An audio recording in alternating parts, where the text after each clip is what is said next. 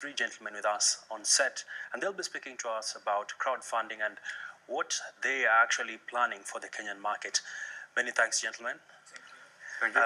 Allow me to start off with John Kariuki, CEO for Crowdfunding International Kenya. Yes. Just bring us up to speed in terms of what does the institution do? Okay, basically, crowdfunding is an alternative way of funding businesses, community projects, and stuff like that online. This is a new aspect in the Kenyan market. All right. Because crowdfunding started like a year ago. I got one of my business partners in Belgium. He introduced me to crowdfunding 4 months ago. Yeah. I did a bit of research on it, bearing in mind that we've had a lot of issues with the pyramid schemes here in Kenya. Yeah. So I did my background check, due diligence, and when I realized that this is something that can benefit the market here, I told the founders that we'll need you to be here. Mm-hmm. Come to Kenya, make Kenya your entry point to Africa, because this is the first time it's coming to Africa. We are starting in Nairobi. All right. And then, God willing, we are going to do Nigeria and South Africa, and then we can go to the rest of the continent. Interesting. Yes. Let me bring in Chuan Van Court, who is the global CEO, CFI. Perhaps why Kenya? Why Kenya? Kenya is a lot of people for us that we can help because crowdfunding is help people, and for us important to help people where it is necessary. And we think Kenya, Africa is very necessary that is helping with crowdfunding, especially new here, and we think there's a big market for us and for the people here. All right. Let's talk about in terms of dollars. How much are you looking to sort of spend and also raise out of this initiative?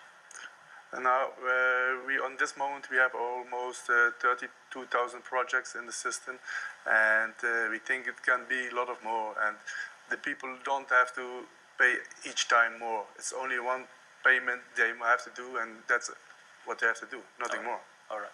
Let me bring in the man leading the projects department, that is Laurent Vargard. So, looking at this initiative in Africa and also specifically in Kenya, what's the outlook in terms of your rollout? We have many people at this time who have projects. They have goals, but they do not know how to do that, not using the right way like everybody is using. And for me, I see that crowdfunding is an alternative not for only people from Europe, but also in Africa. If we did that in Europe, we can do it in Africa using our experience, the way that we are working with, and especially for you, it's easier now to start using our own experience, because when we started, we didn't see anything. Now everything is here with our own testimonial, our own history, and for you, it's perfect. Perfect time. All right. John, you seem like you want to chip in. And looking at Kenya, we are seeing a lot of startups coming up, and majority are not transitioning after the second year because of limited funding. How do you plan to bridge this gap? We must wait how it works and what the people want. And what the people want, we go to forward. So it's not only what we want, but also what the people want. Mm-hmm. And John, of course, there's a lot of talk about crowdfunding. Yes. It's been a success in Nigeria. It's been a success in South Africa.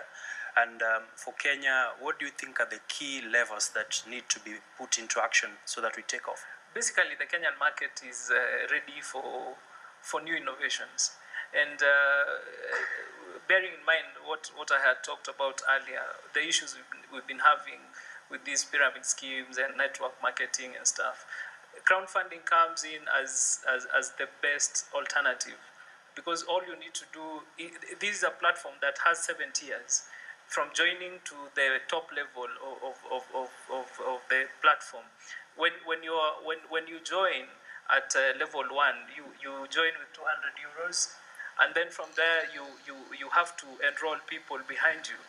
The money that you get goes to the projects ahead of you, and the people who will join after you will give money to your projects. When you get to the 4th level, you can decide either you want to keep your money, you want to donate the money to other projects, you want to go up to level 7. So our project manager here has the best overview of the whole thing.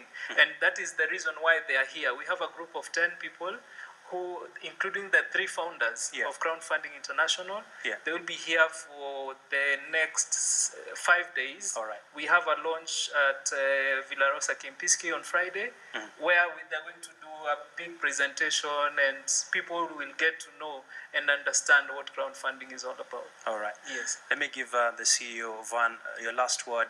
Looking at the outlook for Africa, what are your projections in terms of uptake of business and also the growth of the economy through crowdfunding initiatives?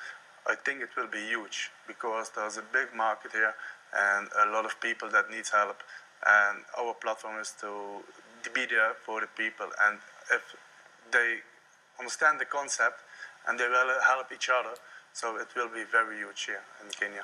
All right. Last word, Laurent. Yes. Any last words?